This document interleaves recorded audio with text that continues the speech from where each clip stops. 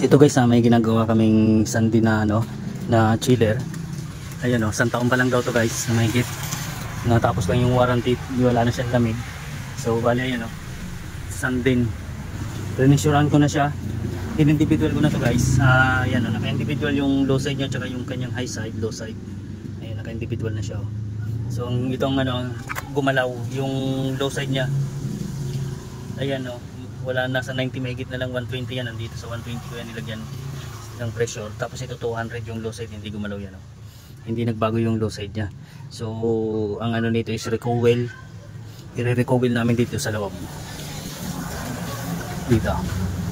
So dito na lang kami magre-recoil yan guys. Pag dito na lang yung copper tube na lang namin lalagay dito, recoil na lang dito, nagkagano na lang siya.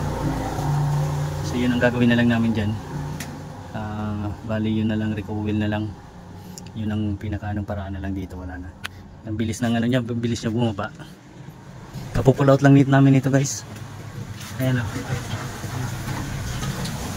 bilis niya bumaba, ang lakas ng niya. Kaya nung pinutol ko kanina yung sa may charging line niya, wala nang laman, wala na siyang freon. So yun guys, na-recoil na yan So lalagyan na lang ko ng plancha dito para matakpan yung lagay ng aluminum na flame.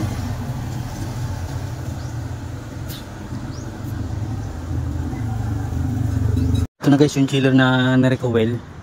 So ayan may karga na ng freon to. Ayan nakabalik na yung ilalagyan na lang dito ng dito ng plain sheet na aluminum para may takip siya dito. So naka-release na lang din yun dito, naka-screw na lang yun din dito.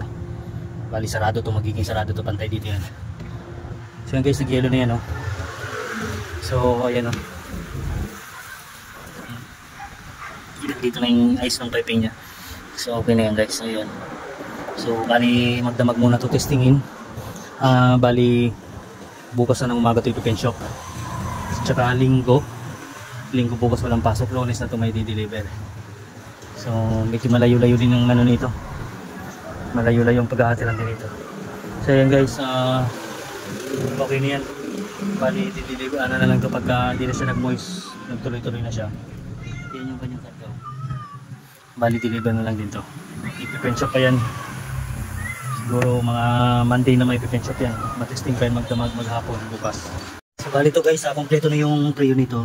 Dahil ayan na nag-return na dito yung kanyang yellow sa suction nya.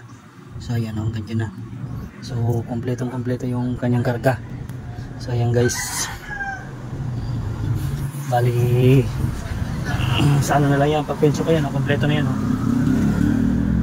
Ilalagyan pa ng ng plancha na aluminum pa para may takip yung di makikita yung tubo na yan guys. Yung panlalagay namin na plain sheet na aluminum dito sa chiller para pantakip nyo doon sa niya, sa kanyang piping, yung sa ni-recoil yan.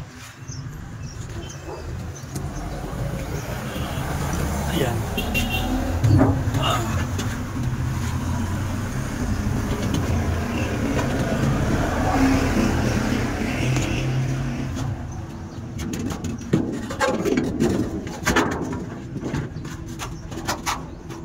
So bali na kaganto guys.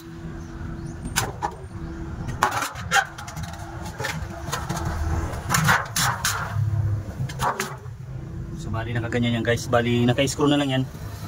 Ilagyan ko na lang yan ng screw sa mga gilid nya para malinis lang siya tignan, di makikita yung tubong nilagay namin. So yan guys. So bali yan guys, nakalagay na yung naka-screw na yan. In-screw ko na sa mga gilid nya yan, sa side nya.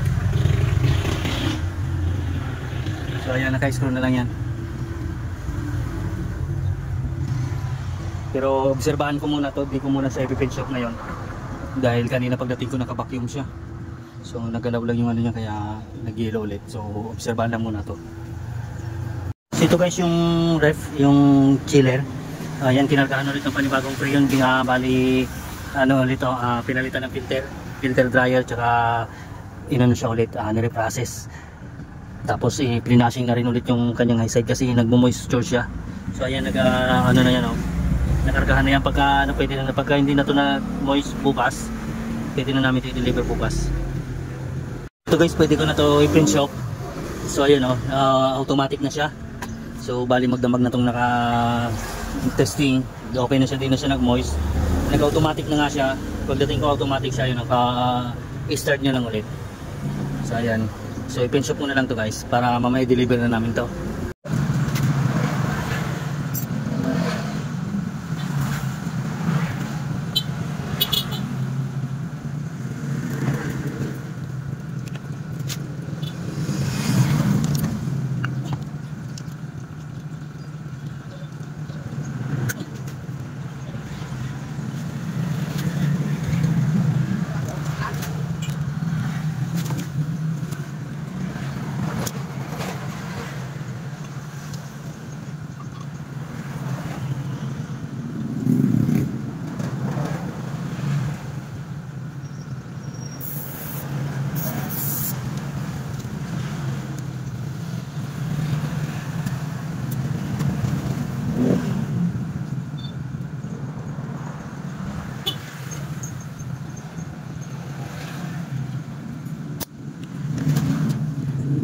So bali to guys, na pinch up na yan. Ayan, iligtas lang natin para baka may leak pa yung pinag-pinch upan. So ayan, okay na yung ito na yung performance niya hanggang dito na yung yellow ng suction niya So nag-return na yung kanyang ice. Okay na to guys. So ayan magdamag na to, hindi na siya nag-moisture, di katulad kahapon.